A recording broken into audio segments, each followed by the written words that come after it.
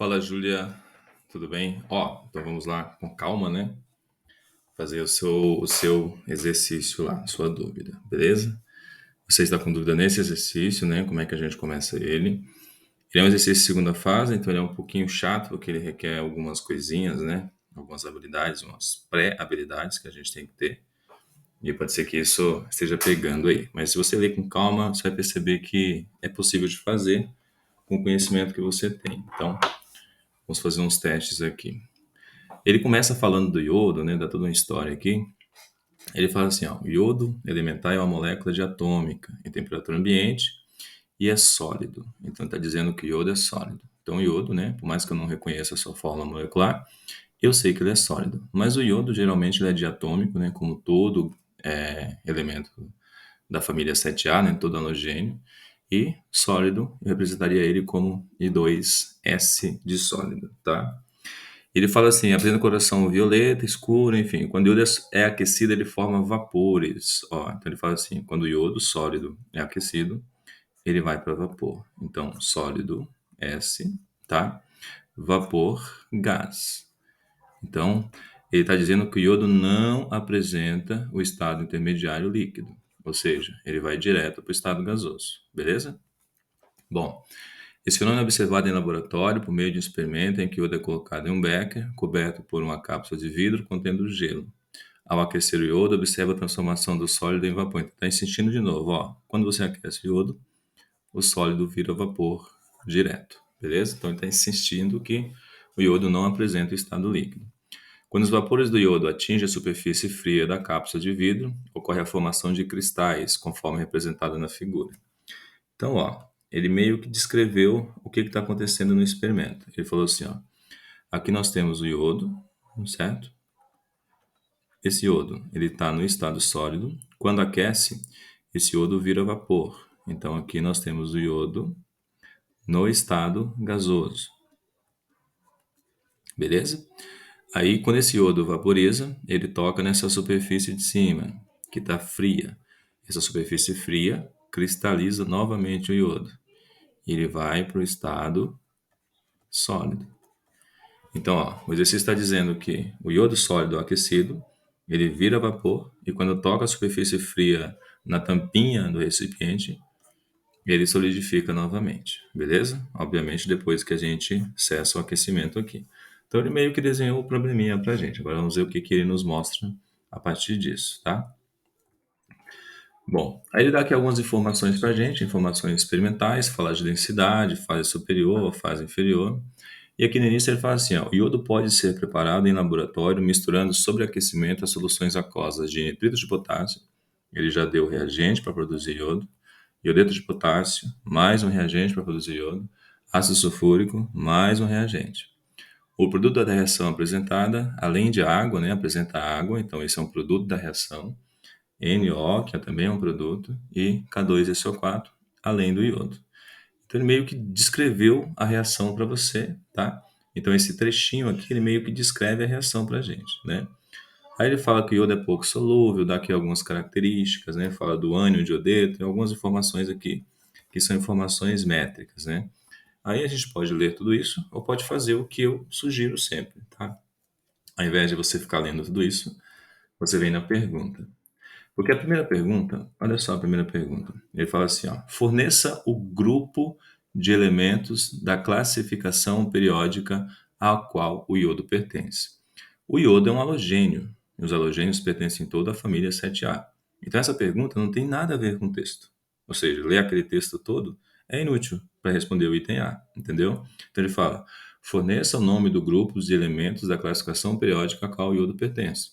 Então a prova tem uma tabela, você vai lá na tabela periódica, tá? Que a prova fornece, e você descobre onde que o iodo está. Você vai perceber que a família 7A, a família dos halogênios. Algumas tabelas mostram o número da família como 17. Aí você vai pegar a tabela periódica que eles fornecerem e você vai usar ela como referência.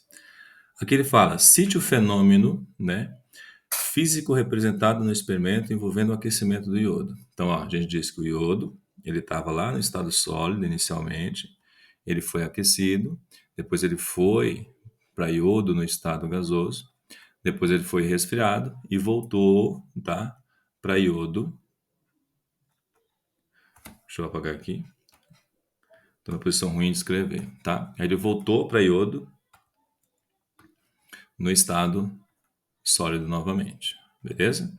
Então, se a gente fosse representar o que o gráfico lá, o desenho estava dizendo para a gente aquece o iodo, ele vira vapor, depois o vapor toca na superfície do vidro e volta a ser sólido. Então, aparentemente, o iodo era, no início, H2 sólido, aqueceu, virou vapor. Aí foi para iodo gasoso. Depois ele resfria e volta para iodo sólido de novo, tá? Então vamos resolver essa questão passo a passo. Item A. Item A não, né? Primeira parcela do item A. Forneça o nome do grupo a qual o iodo pertence. Olha a tabela periódica. O iodo está lá na família dos halogênios, família 7A ou grupo 17 da tabela periódica, antes dos gases nobres, beleza? Essa é a primeira pergunta. Cite o fenômeno ao qual o iodo participou no processo. Bom, aqui nós temos o iodo, estava aqui embaixo, tá? Ele foi aquecido e virou gás. Todo iodo vira gás, beleza? Depois que ele vira gás, aqui dentro, a gente desliga a chama e esse gás começa a tocar nessa superfície aqui que está fria e volta novamente para o estado sólido. Aí o iodo cristaliza todo aqui em cima. Então, basicamente, a gente tem iodo no início, no estado sólido. Ele foi vaporizado para o estado gasoso. Depois ele foi resfriado novamente para o estado sólido. Beleza? Então, é um exercício que mostra um monte de detalhezinhos para a gente. Ele quer saber o nome desse fenômeno. Se nós formos olhar para o iodo em nenhum momento ele participou do estado líquido. Então, ele transitou entre estado sólido e estado gasoso. No início, no meio e no final. A gente sabe que toda substância que apresenta só o estado sólido e o estado gasoso são substâncias que sofrem processos conhecidos como sublimação. A sublimação é um processo em que o material ele não passa pelo estado líquido. Ele é aquecido e ele vai e adota instantaneamente o estado gasoso. E quando você resfria, ele volta para o estado sólido. Então, uma substância que, ao aquecer, vai direto para o gás e ao resfriar do gás, ela volta direto para o sólido, tá? É uma substância que sublima. Então, o iodo sofre um processo de sublimação. É um processo físico porque não mudou a essência do iodo, mudou apenas a forma energética que ele se encontra. Beleza? Então, olhando para essa resposta, ela preenche o primeiro item aqui, que é a que grupo pertence, e o segundo item aqui, que fenômeno eu vejo. Beleza?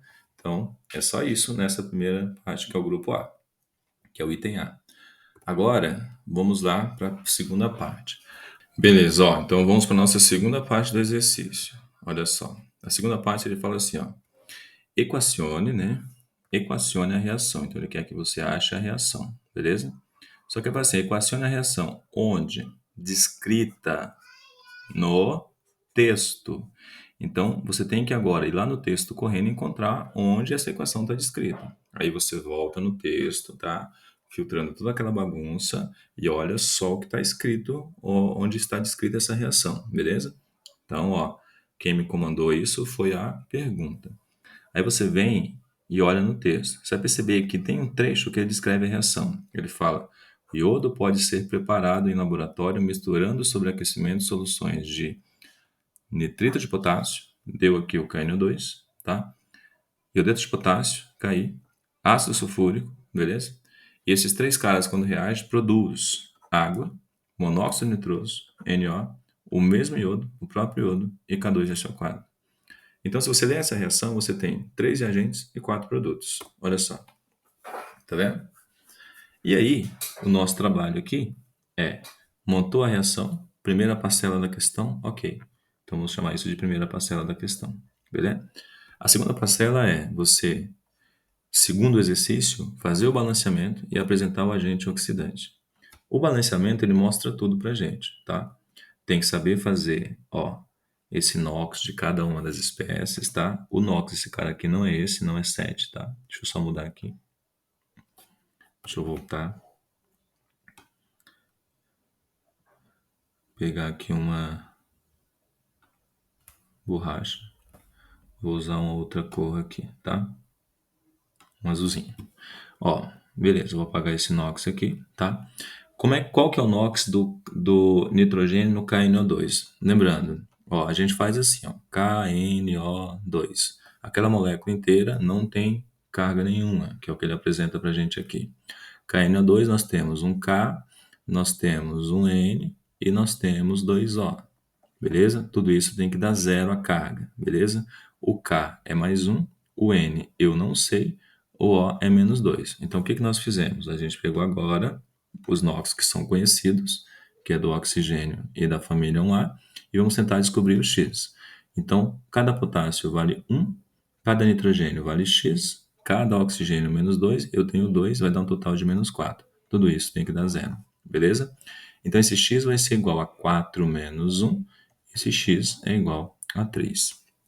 Beleza? Então, essa é a forma de encontrar o NOx do nitrogênio aqui, mais 3. Beleza? O nitrogênio no lado esquerdo está 3, no lado direito ele está mais 2. O iodo está no lado esquerdo, menos 1, no lado direito está 0. Beleza? Então, a gente fez toda aquela historinha, né? Pegou caras que a gente conhece, né? Todo hidrogênio mais 1, todo oxigênio menos 2. Aí a gente conseguiu achar o enxofre aqui, todo oxigênio menos 2, hidrogênio mais 1. Todo oxigênio menos 2, achamos o nitrogênio mais 2 aqui. Tudo que é simples puro sozinho é 0. Família 1A é mais 1. Oxigênio menos 2. Aí na soma vai dar 6 para o enxofre. E assim por diante. Aí eu pego aqueles NOx que mudam, tá? E marco eles bonitinho. Beleza? Aqui o nitrogênio ele é mais 3 antes. Ele termina com mais 2 depois. Aqui o iodo é menos 1 antes e termina com 0 depois. Ok? No nitrogênio, a gente vai de 3 para 2, beleza? Então, o NOx era grande e ele diminuiu. Portanto, reduziu. No iodo, ele vai de menos 1 para 0. O NOx era pequeno e aumentou. Portanto, oxidou. Aí tem que lembrar daquela regra, tá? Quando o cara reduz, ele é um agente oposto. Ele é um agente óxido. Quando o cara oxida, ele é um agente oposto. Ele é um agente redutor. Beleza? Mas quem que é o agente? A espécie que levou aquele cara até ali. Beleza? Quem trouxe o nitrogênio até aqui é o KNO2. Então, o agente oxidante, tá? É o KNO2. Quem trouxe o iodo até aqui é o Ki. Então, o agente redutor é o Ki. Aí a gente faz aquele cálculo do delta NOx. O que é o delta NOx? Delta NOx é nada mais, nada menos que a variação de elétron no ramo vezes a maior atomicidade do elemento naquele ramo. Delta NOx é igual a variação de elétron no ramo vezes a maior atomicidade do elemento no ramo. Beleza? Vamos pegar agora o nitrogênio. Variação de elétron de 3 para 2 vale 1 elétron. Variou 1 elétron, beleza? Reduziu 1 elétron. Agora vamos ver o ramo do iodo. O iodo ele vai de menos 1 para 0, então variou também 1 elétron, beleza? Agora vamos ver a maior atomicidade de cada um. Nitrogênio no ramo oxidante, ele está um desse lado e um do outro. Então, a atomicidade do nitrogênio é 1. É quanto eu vejo ele na maior molécula, tá? No iodo, eu vejo lado esquerdo o iodo com um átomo só, atomicidade igual a 1 aqui, né? Quando é 1 e nada é a mesma coisa. Só que lado direito, a atomicidade é igual a 2. Então, para o iodo, eu tenho que colocar 2 de atomicidade. Isso vai me dar um delta NOx igual a 2 para o iodo e um delta NOx igual a 1 para o nitrogênio. Delta NOx do nitrogênio marcado como vermelho, delta NOx do iodo marcado como verde. O delta NOx do nitrogênio, que está no ramo oxidante, marcado como vermelho, beleza? Ele vai no ramo do iodo, que é o redutor, marcado como verde. Só que olha só, o que está aqui no ramo oxidante tem que ir alguém no lado redutor, ou do lado esquerdo, que tem Ki, ou do lado direito, que tem I2. A gente coloca no lado que tem maior atomicidade. Então, esse 1 vai aqui, beleza? Quando você coloca esse 1, ó, observe, 1 vezes 2, 2 iodos. A molécula à esquerda que tem iodo é esse Ki. Isso já te obriga a colocar 2 Ki, tá vendo? Então, 2Ki vai dar 2 iodos. Aí eu consegui finalmente equilibrar os iodos dos dois lados. Beleza? Ok, então já consegui fazer isso. Agora a gente vai fazer o seguinte: a gente vai pegar o lado do redutor, que é o lado onde nós temos o Ki, e nós vamos colocar ele no ramo do oxidante, que é o ramo que nós temos o KNO2, tá? Mas de que lado? O lado esquerdo eu tenho potássio, nitrogênio e oxigênio na molécula. No lado direito eu tenho nitrogênio e oxigênio. No lado direito e lado esquerdo, o nitrogênio aparece na mesma quantidade, porém no lado esquerdo, o KNO2 eu tenho 3 átomos diferentes. Então eu vou lá porque a maior quantidade de átomos diferentes é o que vai me ajudar. Eu coloco 2 aqui. Quando você coloca esse 2, você já multiplica 2 Ns. Então, à direita, você tem que colocar 2 moléculas dessa. Beleza? Deixa eu apagar que ficou feio lá o desenho, tá? Ó, lado direito você tem que colocar 2 NOs, porque você acabou colocando 2 no KI, tá? E aí, olha só, quando você coloca 2 no KI, você é obrigada a colocar 2 também no NO. Então, você chega aqui e coloca 2 no NO. Beleza? Então é isso. Agora, com esses 2 caras que eu acabei de colocar, eu meio que já consigo balancear a reação, beleza? Ó, agora eu vou pegar uma outra cor aqui, que é a cor preta aqui, ó, para a gente poder diferenciar. Eu não estou mais orientando pelos valores que eu coloquei, mas vou pegar o que eles me mostraram. Ó, esse 2 aqui, ele me dá 2K no lado esquerdo, tá vendo? Esse 2 me dá 2K também. Então, no lado esquerdo eu tenho 4K. No lado direito eu tenho apenas uma molécula com K2 e eu multiplico ela por 2, tá vendo? Aí eu equilibrei os Ks, que são os potássios. No lado direito, quando eu faço isso, ó, eu passo a ter 2SO4, tá vendo? Esses 2SO4, eu posso chegar do lado esquerdo e multiplicar o ácido sulfúrico por 2. Por quê? Nele tem SO4 direto. Eu coloco 2SO4 usando o sulfato como referência para o balanceamento. Tá vendo? Agora, no lado esquerdo eu já coloquei 2 aqui e 2 aqui. No lado direito eu coloquei 2 aqui no NO, 1 no I2 e 2 no K2SO4. Só falta equilibrar a água do lado direito, beleza? Usa hidrogênio, né? Lembre-se, não usa oxigênio como referência, usa hidrogênio. Hidrogênio, lado esquerdo eu tenho 2 vezes 2, ou seja, 4 hidrogênio lado esquerdo. Lado direito eu só tenho 2, multiplica essa molécula por 2. Se você fizer isso, os oxigênios estão balanceados. E aí, para conferir, você vai e testa passo a passo. Vou usar uma outra cor aqui, uma cor amarelona. Potássios. 2 vezes 1, 2 potássios. 2 vezes 1, 2, 4 potássios. Lado direito, 2 vezes 2, 4 potássios. Lado esquerdo, nitrogênio. 1 nitrogênio aqui, vezes 2, 2 nitrogênios. Lado direito, 1 nitrogênio aqui, vezes 2, 2 nitrogênios. Beleza? Vamos para o iodo. Iodo, lado esquerdo, 2 vezes 1 aqui, 2 iodos. Lado direito, 1 vezes 2 aqui, 2 iodos. Balanceadinho, beleza? Falta a gente balancear o enxofre. Enxofre, lado esquerdo, 2 vezes 1, 2 enxofres, lado esquerdo. Beleza? Lado direito, 2 vezes 1, 2 enxofres também. Agora vamos para os hidrogênios. Hidrogênio, lado esquerdo, 2 vezes 2, 4 hidrogênio. Lado direito, 2 vezes 2, 4 hidrogênio. Agora falta o oxigênio. Oxigênio lado esquerdo. 2 aqui vezes 2, 4. Mais 2 vezes 4, 8. 4 mais 8, 12 lado esquerdo. Lado direito. 2 aqui vezes 4, 8. 8 mais 2 vezes 1 aqui, 10, beleza? 10 mais 2 vezes 1 aqui, 12. Então, a molécula, a reação está totalmente balanceada, beleza? Aqui você já tem tudo o que você precisa. Você não precisa colocar mais nada. Por quê? Ele perguntou a reação do processo descrito no texto. A reação já está aqui, nessa primeira linha, beleza? Ele perguntou quem que é o agente oxidante. Eu já mostrei para ele o agente oxidante, que é o KNO2, e mostrei o redutor. Está completinho. O produto da reação é apresente o agente oxidante da reação e dê o balanceamento da reação. Pronto. Está aqui 2 para 2, para 2, para 2, para 2, para 1, para 2. Beleza? Então tá tudo bonitinho, balanceado. Então, em textos que são longos como esse, tá?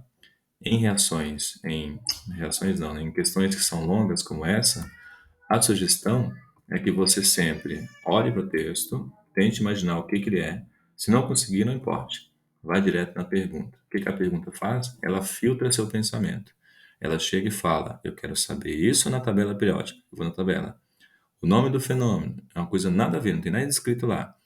Achei. Então, o item A nem precisaria ler o texto. É só saber a tabela, tá?